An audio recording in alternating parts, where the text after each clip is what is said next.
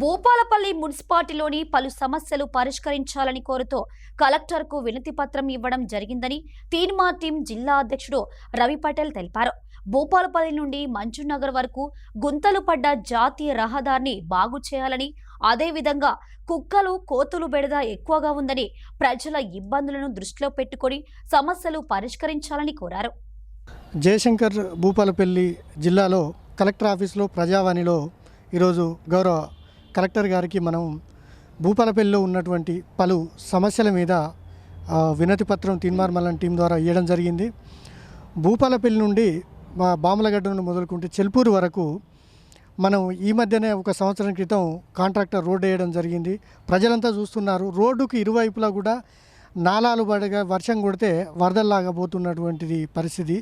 ఎందుకంటే ఆ యొక్క రోడ్డు నాణ్యత లేకుండా విపరీతమైనటువంటి ధనార్తితోటి ఆ కాంట్రాక్టరు అసలు ఏ విధమైన నాణ్యత లేకుండా రోడ్డు వేయడం జరిగింది. అలాగే అధిక లోడుతోటి వెళ్తున్నటువంటి ఇసుక లారీలు, బొగ్గు లారీలు, దీన్ని నియంత్రించవలసినటువంటి మన ఆర్టీఓ గారు కానీ లేదంటే లోకల్ పోలీస్ డిపార్ట్మెంట్ కానీ ఖచ్చితంగా వాళ్ళపైన చర్యలు తీసుకొని ఎక్కడికక్కడ ఇసుక లారీల మీద, బొగ్గు లారీల మీద ఓవర్లోడ్ ఏదైతే పోతుందో ఆ లారీల మీద కేసులు చేయవలసిందిగా, అలాగే సంబంధిత అధికారులకు కలెక్టర్ గారు కూడా వాళ్ళను ఆదేశించి ఈ యొక్క రోడ్డు మరమ్మతులు చేయాలని కూడా తీన్మార్ మల్లన్ టీము పలుమార్లు వినతి పత్రాలు ఇవ్వడం జరిగింది. మాకున్నటువంటి సోషల్ మీడియాల ద్వారా కూడా దీన్ని పూర్తి స్థాయిలో ప్రచారం చేయగలిగింది. ఎందుకంటే ఈ మధ్యలోనే ఒక కుటుంబం భార్యాభర్త 4 పిల్లలు వెళ్తుంటే వాళ్ళు జారి కింద పడడం వల్ల వాళ్ళకు కాళ్ళు చేతులు విరగడం మేము ప్రత్యక్షంగా చూసినాం. కాబట్టి మేము చాలాసార్లు కూడా ఆ యొక్క వినతి పత్రాలు కలెక్టర్ గారికి ఇవ్వడం జరిగింది. అయినా కూడా ఏ విధమైనటువంటి స్పందన లేదు. అధికారులు ఖచ్చితంగా దీన్ని పట్టించుకొని వెంటనే ఆ యొక్క మరమ్మతులు చేసి ప్రజల ప్రాణాలు కాపాడాలని, ప్రమాదాల నుంచి ప్రజలను రక్షించాలని తీన్మార్ మల్లన్ టీం డిమాండ్ చేస్తూ ఉంది. అలాగే ముఖ్యంగా భూపాలపల్లి మున్సిపాలిటీ పరిధిలో అలాగే జిల్లా వ్యాప్తంగా కూడా కోతుల బెడద విపరీతంగా ఉంది.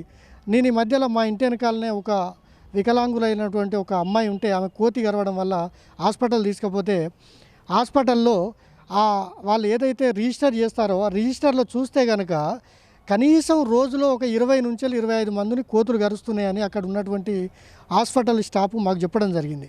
ఎందుకంటే గతంలో కూడా మన ఈ ప్రభుత్వం కొన్ని తుందుడుపు చర్యలు చేయడం జరిగింది. ఏం చేశారంటే కోతులను పట్టడం, ఈ పక్కనే వదిలేయడం, మళ్ళీ రావడం.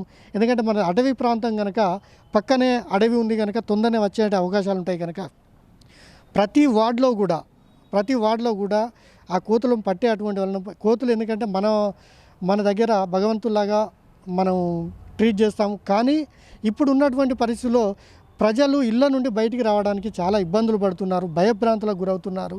ఎందుకంటే ముసలి ముతక చిన్న పిల్లలు కూడా ప్రతి ఒక్కరి మీద కూడా అవి దాడి చేసి మరి ఇంట్లో ఉన్నటువంటి తినుబండారాలను కూడా అవి బయటికి తీసుకొచ్చి తినడం జరుగుతుంది, పడేయడం జరుగుతుంది.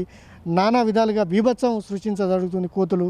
కనుక వెంటనే మున్సిపాలిటీ ప్రజాప్రతినిధులు అలాగే మన సంబంధిత అధికారులు కూడా వెంటనే దీనిపైన తగు చర్యలు తీసుకోవాలని మేము తీన్మార్ మల్లన్ టీమ్గా మేమందరూ విజ్ఞప్తి చేస్తూ డిమాండ్ చేస్తున్నాము.